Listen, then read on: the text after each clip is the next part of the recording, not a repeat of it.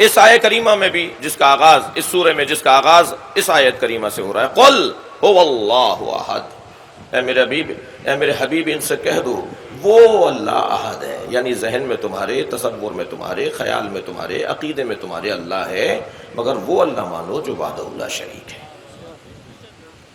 اچھا تھوڑا سا الفاظ پہ غور کر لیجئے۔ آغاز ہے سورہ کا قل کے ذریعے سے۔ قرآن مجید میں 332 جگہ پر لفظ قل آیا ہے،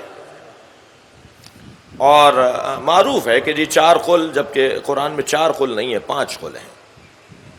چاروں قل تو یہ مشہور ہیں جن سے سورہ کا آغاز ہو رہا ہے، سورہ کافرون ہے، سورہ توحید ہے، سورہ ناس ہے، سورہ فلق ہے، مگر سورہ جن بھی قل سے شروع ہو رہا ہے۔ اس طرح قرآن مجید میں 5 قل نہیں ہیں، 4 قل نہیں، 5 قل ہیں، اور اگر آغاز میں اور اگر درمیان میں دیکھیں تو 332 جگہ قل کا لفظ استعمال ہوا ہے۔ یہ اس کی 2 علتیں تو بہت موٹی سی ہیں کہ کیوں پروردگار عالم نے بعض آیات کا آغاز قل کے ذریعے، باقی بھی تو اللہ نے ہی کہلوایا ہے نا، اور کلام بھی تو اللہ نے ہی کہلوایا ہے، صرف یہ چند آیتوں میں یہ قل کیوں کہا گیا ہے؟ سب آیات کے آغاز میں ہوتا یا کسی میں نہ ہوتا؟ یہ قرآن فہمی کا ذوق رکھنے والے، قرآن کی تفسیر پر غور کرنے والے ذرا زیادہ محسوس کریں میری بات کو۔ ایک سبب تو یہ ہے عزیزان گرامی کہ جہاں جہاں حساس موضوعات تھے، جہاں جہاں حساس جس سے رد عمل کا احساس تھا، اور لفظ تھوڑا سا روشن کہوں، فساد کا احساس تھا، جھگڑے کا احساس تھا، لڑائی کا احساس تھا، خون ریزی کا احساس تھا، وہاں اللہ نے کہا قل، تم کہہ دو۔ یعنی یہ بتانا چاہتے ہیں پیغمبر اکرم کہ یہ میں اپنی طرف سے نہیں کہہ رہا۔ قل هو اللہ احد، یہاں جھگڑا ہونا تھا بھائی، جتنی جنگیں ہوئی ہیں وحدانیت کے اوپر ہی ہوئی ہیں۔ قل لا اسألکم علیہ اجرا الا المودۃ فی القربى، اے میرے حبیب ان سے کہہ دو مجھے رسالت کی کوئی اجرت نہیں چاہیے مگر یہ کہ مودت کرو قربا سے۔ لکھ دیتا تاریخ کا قلم فروش مورخ کہ اپنے خاندان کو معاذ اللہ چھوڑ کر گئے، اپنی بیٹی کو، اپنے نواسوں کو، اپنے داماد کو کہا ان کی مودت اختیار کرو۔ سلمان رشدی جیسے لوگ کم تو نہیں ہیں مسلمانوں میں جی، جو اس طرح کی کتابیں لکھ ڈالتے ہیں، اور بہت سارے لوگ ہیں جی۔ یہ کیوں؟ پروردگار عالم، یہ نبی اپنا خاندان چھوڑ کر نہیں، حساس موضوع ہے، اپنا خاندان چھوڑ کر نہیں جا رہے، کسی میں اتنی قابلیت ہے نبی کے خاندان کے علاوہ تو لے کر آؤ۔ یہ جو مقام، یہ جو عظمت اللہ نے اپنے حبیب کی بیٹی، داماد اور نواسوں، اور پھر یہ بیٹی، داماد اور نواسوں کا مسئلہ نہیں ہے، یہ زہرا کے آنے پر نبی جو کھڑے ہو رہے ہیں یہ بیٹی کے رشتے سے کھڑے نہیں ہو رہے، عطا الہی آ رہی ہے۔ یہ حسنین کی خاطر جو نبی سواری بن رہے ہیں، یہ نواسوں کی خاطر نہیں بن رہے ہیں، بلکہ جیسے اللہ کی وحدانیت پہنچانا نبی کی رسالت کا حصہ ہے، ایسے ہی ان کی مودت پہنچانا بھی نبی کی رسالت کا حصہ ہے۔ قل لا اسألکم علیہ اجرا الا المودۃ فی القربى۔ حساس موضوع تھا۔ ایک اور حساس موضوع، اچھا آپ دیکھیے کہ جب اعلان غدیر کا مرحلہ آیا تو اللہ نے کیا کہا؟ بلغ ما انزل الیک من ربک، اے میرے حبیب پہنچا دو وہ جو ہم نے تم پر نازل کیا، تمہارے رب نے تم پہ نازل کیا۔ وَإِن لَمْ تَفْعَلْ فَمَا بَلَّغْتَ رِسَالَتَهُ، اگر آپ نے وہ پیغام نہیں پہنچایا تو آپ نے کچھ نہیں پہنچایا۔ بات کی آیت، بات کا مرحلہ، وَاللَّهُ يَعْصِمُكَ مِنَ النَّاسِ، اللہ لوگوں کے شر سے آپ کو بچائے گا۔ اس کا مطلب ہے کچھ ہونا تھا اور ہوا، یعنی جو سرکار عالی کے نبی مکرم کے ذہنی عالی میں تھا، سرکار سوچ رہے تھے کہ میں اگر کہوں گا علی میرے بعد تمہارا مولا ہے تو کوئی فساد ہو سکتا ہے، تبھی اللہ کہہ رہا ہے نا کہ لوگوں کے شر سے اللہ بچائے گا، اور اللہ نے بچایا یا نہیں بچایا؟ اچھا اگر آپ کی توجہات میرے ساتھ ہیں تو ایک صفحہ اور تاریخ کا دیکھتے جائیے۔ دعوت ذوالعشیرہ میں بھی فساد ہوا، مگر اللہ نے نہیں کہا کہ میں بچاؤں گا۔ بھائی اگر آپ کی توجہ ہے تو یہ جملہ میں دوں گا آپ کو۔ فساد تو وہاں بھی ہوا، 3 دن تک کھانے ہوتے رہے، 3 دن تک دعوتیں ہوتی رہیں، بار بار بگاڑ ہوتا رہا، فساد، جھگڑا، اختلاف، الجھن تو وہاں بھی ہوئی، لیکن وہاں اللہ نہیں کہہ رہا کہ آپ نبوت کا اعلان کر دیجئے، لوگوں کے شر سے اللہ آپ کو بچائے گا، مگر غدیر میں اللہ کہہ رہا ہے کہ اللہ تمہیں لوگوں کے شر سے بچائے گا۔ دعوت ذوالعشیرہ میں اللہ نے اس لیے نہیں کہا تھا کہ وہاں حفاظت کرنے کے لیے ابو طالب موجود تھے، یہاں ابو طالب نہیں ہے۔ صلوات پڑھیں محمد و آل محمد پر۔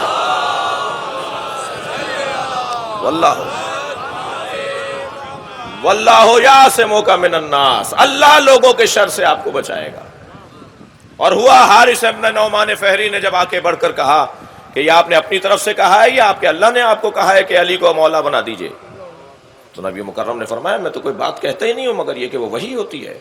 کہا پھر آسمان سے دعا کیجئے اللہ سے، بد دعا کیجئے اللہ سے، پھر آسمان سے پتھر نازل ہو اور وہ جو ہے مار ڈالے۔ بغض علی کا بیمار عذاب ہی مانگتا ہے، اور نبی مکرم نے مجھے تو کہیں نہیں ملا کہ نبی نے کوئی بد دعا کی ہو، اس لیے کہ رحمت للعالمین بد دعا نہیں کرتا۔ سرکار دو جہاں نے، ہر نبی نے اپنی حد بتائی ہے، جملہ محسوس کریں گے، ہر نبی نے اپنی حد بتائی ہے، حد برداشت بتائی ہے بد دعا کر کے، مگر ہمارے نبی نے اپنی حد برداشت نہیں بتائی، کبھی سرکار نے بد دعا نہیں فرمائی، اور اس کے لیے بھی سرکار نے بد دعا نہیں کی، بس اس نے ایک مرتبہ کہا، آسمان سے کنکر نازل ہوا اور سب نے لکھا ہے کہ اسے مار کے چلا گیا، وہ مر گیا، وہیں ڈھیر ہو گیا۔ اور کر رہے ہیں، ایک جملہ محسوس کریں گے، بھائی وہ کہیں نبی کے آس پاس ہی تھا نا، مگر عذاب الہی سے بچا نہیں۔ ذرا صلوات ہدیہ کر دیں نبی راجہ کے طرف۔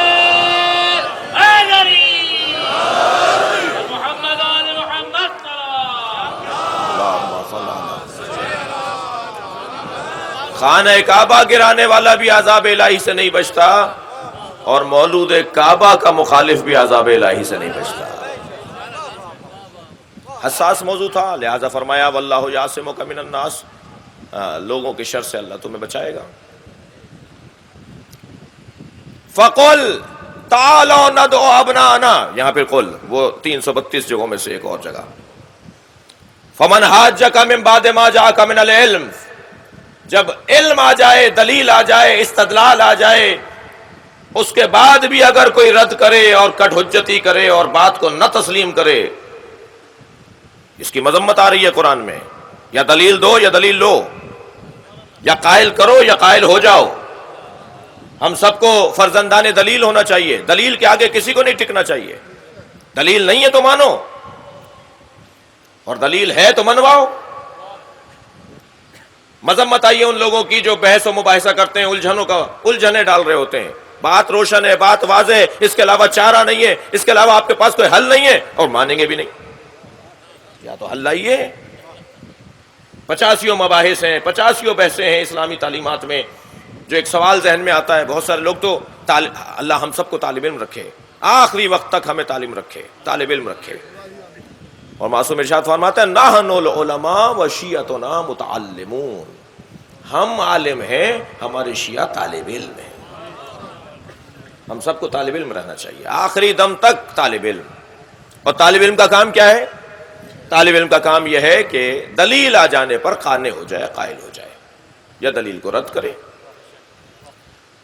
تو میں اپنے نوجوانوں اور اپنے کمسن ساتھیوں سے عرض کر رہا ہوں کہ اگر کوئی حل ہے تو پھر پیش کیجئے، ورنہ جو حل دیا جا رہا ہے اسے مانیے۔ یہ ہے طریقہ کار ایک طالب علم کا۔ اب یہاں مذمت کس کی آ رہی ہے؟ مذمت آ رہی ہے فمن حاجک من بعد ما جاءک من العلم، جو علم آ جانے کے بعد کٹ حجتی کرے، بحث مباحثہ کرے۔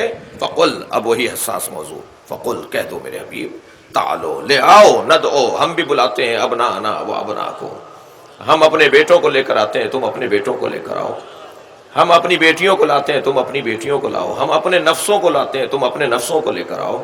ثم نبتہل، اور اس کے بعد مباہلہ کریں گے، وَنَجْعَلْ لَعْنَتَ اللَّهِ عَلَى الْكَاذِبِينَ، اور اللہ کی لعنت جھوٹوں پر بھیجیں گے۔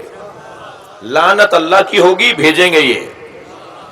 تو جب اللہ کی لعنت یہ بھیج سکتے ہیں تو اللہ کی رحمتیں بھی انہی کے ذریعے سے آئیں گی، اللہ کا انعام، اللہ کا فیض بھی انہی کے ذریعے سے آئے گا۔ اور یہاں آپ نے دیکھا کہ وہ مرحلہ بہت سخت ہوا، اور آخر میں بہرحال انہوں نے کہا کہ جی ہم ان سے مباہلہ نہیں کریں گے۔ اگر انہوں نے کہہ دیا نا یہ پہاڑ ہٹ جائے، تو پہاڑ کو اشارہ کریں گے تو پہاڑ ہٹ جائے گا۔ کم سے کم مسیحی نے اپنے جیسا نہیں مان رہے تھے. صلوات ہدیہ کر دیں نبی کے ساتھ.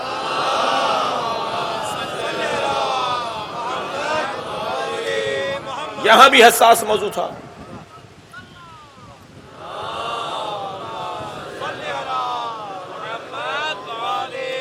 اور اللہ نے اپنے حبیب سے کہلوایا قل فقل تعالوا ندعو ابنانا، ان کو کہو کہ لے آئیں، بلا لائیں.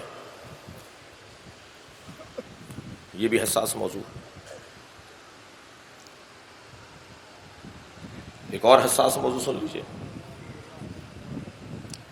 قل انما انا بشر مثلکم یوحی الی انما الہکم الہ واحد. اے میرے حبیب ان سے کہہ دو میں تمہاری طرح بشر ہوں. ارے بھائی اگر یہ خود بھی بولتے تو یہی بولتے نا. توجہ چاہوں گا. یعنی اللہ خاص کوئی بات ہے جو کہلوا رہا ہے؟ اس میں کوئی خاص بات ہے؟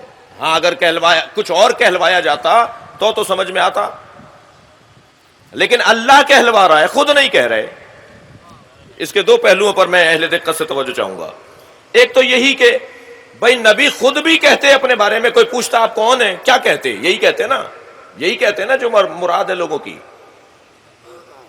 یعنی جو یہ اپنے منہ سے کہہ سکتے تھے وہ یہ اپنے پاس سے نہیں بولتے تو اور باتیں اپنے پاس سے کیسے بولیں گے؟ اس سے زیادہ روشن بات اور کیا ہوگی؟ مگر وہ جو کہہ سکتے تھے وہ اپنی طرف سے نہیں کہہ رہے. دوسرا پہلو اس میں یہ ہے کہ امت کو ذرا ہوشیار کیا جا رہا ہے. تم دیکھ نہیں رہے آیت کیا کہہ رہی ہے؟ انما انا بشر مثلکم یوحی الی، میں تمہاری طرح بشر ہوں، مجھ پر مسلسل وحی نازل ہوتی ہے. تو تمہاری طرح بشر ہے تو تم پہ وحی آتی ہے، تم پر وحی آتی ہے. اگر یہ وہی ہے جو ہر ایک کو منہ نہیں لگاتی، یہ ہر جگہ نہیں اترتی. وہی یہ جگہ دیکھ کر اترتی ہے، یہ محل دیکھ کر اترتی ہے، یہ اترنے کی جگہ کو پہلے دیکھتی ہے پھر اترتی ہے. ہر سواری ہر رنوے پر نہیں اترتا. اس کے لیے ہر ایک کے لیے جگہ علیحدہ چاہیے ہوتی ہے. ہر شخص ہر جگہ جا کے نہیں بیٹھتا. یہ وہی ہے، یہ کلام الہی ہے، یہ اللہ کے فرشتے ہیں، یہ ہر جگہ نہیں اتریں گے. نبی کے اوپر مسلسل وحی آ رہی ہے. اچھا اگر اس مجلس میں بار بار کہوں میں جاہل ہوں، مجلس ختم ہوئی اور یہ جو بچہ مجلس سے اٹھ کر باہر نکلا، سامنے سے کوئی سے اس کا عزیز آتا ہوا دکھائی دیا، بیٹا کہاں سے آ رہے ہو؟ کہا جی نشتر پارک سے مجلس کر کے آ رہا ہوں. وہاں کون پڑھ رہا تھا مجلس؟ تو اس نے وہی کہہ دیا جو اس نے سنا تھا. اس نے کہا جی مولانا جاہل مجلس پڑھ رہے تھے. تو اب ایک مرتبہ وہ صاحب کہیں گے بیٹا بری بات ہے، مولانا تھے تو جاہل نہیں تھے، اور ممبر پہ بیٹھے تھے تو جاہل نہیں تھے جی. اور یہی لب و لہجہ ہمیں ائمہ نے عطا کیا ہے. جب میرے 5ویں امام سے ایک کابل احبار نے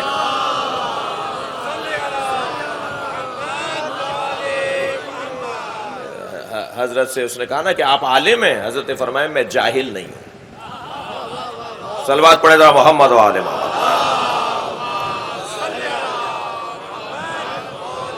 تو وہ جواب دے گا.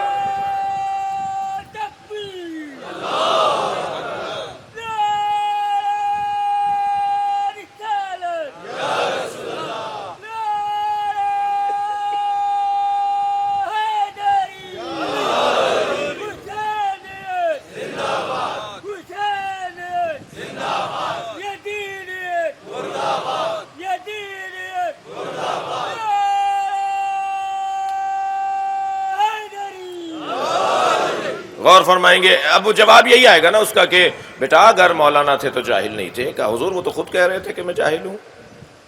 کہنے نہیں وہ خود کہہ رہے تھے تو پھر بات واضح ہونی چاہیے. جو اپنے منہ سے کہے اسے خاکساری کہتے ہیں، انکساری کہتے ہیں، تواضع کہتے ہیں. میں اگر پوری تسبیح بھی پڑھ ڈالوں نا میں جاہل ہوں میں جاہل ہوں میں جاہل ہوں تو کہا جائے گا یہ انکساری ہے.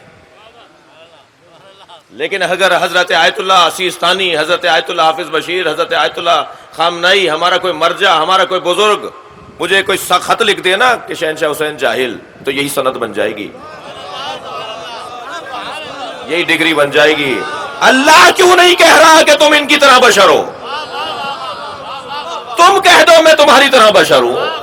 بھائی دیکھو نبی کے کمالات، یہ تم جیسے ہوتے تو یہ کمال نہ ہوتے. یہ اپنے منہ سے اس لیے کہہ رہے ہیں، ان کی بات تو سنو. صلوات پڑھیں محمد و آل محمد. ان کے کلام پہ غور تو کرو، ان کے پیغامات پہ توجہ تو کرو، انہیں اپنے درمیان تو بٹھاؤ. ایک صلوات اور ہدیہ کرے نبی اور آل نبی پر.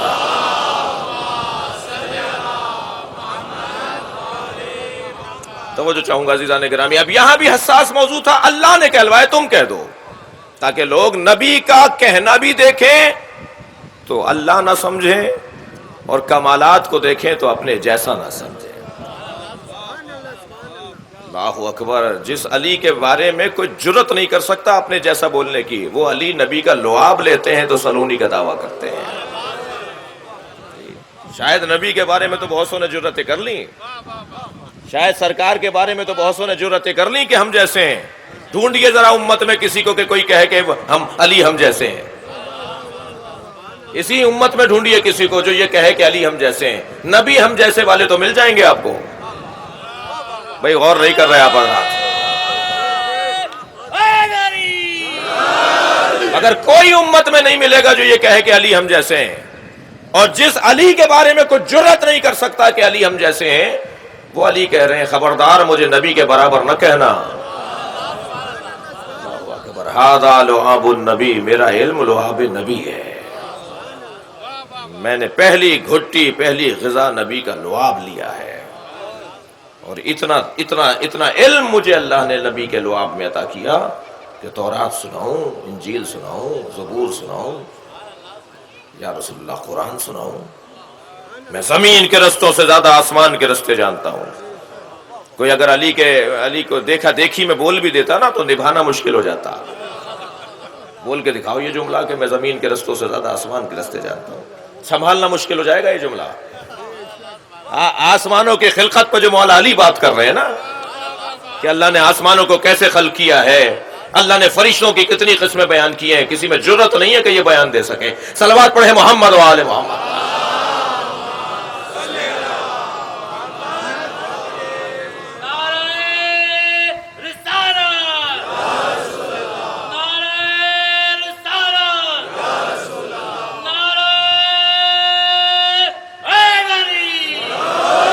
اور ان حساس ترین موضوعات میں سے ایک موضوع عقیدہ توحید کا موضوع. قل هو اللہ احد. اے میرے حبیب ان سے کہہ دو وہ اللہ احد ہے. حساس موضوع ہے، جس میں تناؤ ہوگا، جس میں اختلاف ہوگا، جس میں جنگیں سامنے آئیں گی، جن میں مسائل سامنے آئیں گے. آپ نے یہ کام نہ کیا ہوتا تو یہ نہ ہوتا. پاکستان کے بعض سیاستدان زندہ ہیں، بعض اس دنیا سے چلے گئے. ان کا کچھ مزاج دہریوں والا مزاج ہے. جی کربلا میں حسین نہ گئے ہوتے تو یہ سب کچھ جو ہو رہا ہے یہ نہ ہوتا. جی امام حسین کربلا گئے، ایک جنگ ہوئی، کچھ لوگوں نے ظلم کیا، کچھ نے قربانیاں دیں، اور اب پوری دنیا امام حسین کو یاد کر رہی ہے. اور بھائی صاحب یہ رستے بند کرو اور یہ دکانیں بند کرواؤ، اور مسائل بڑھتے چلے گئے.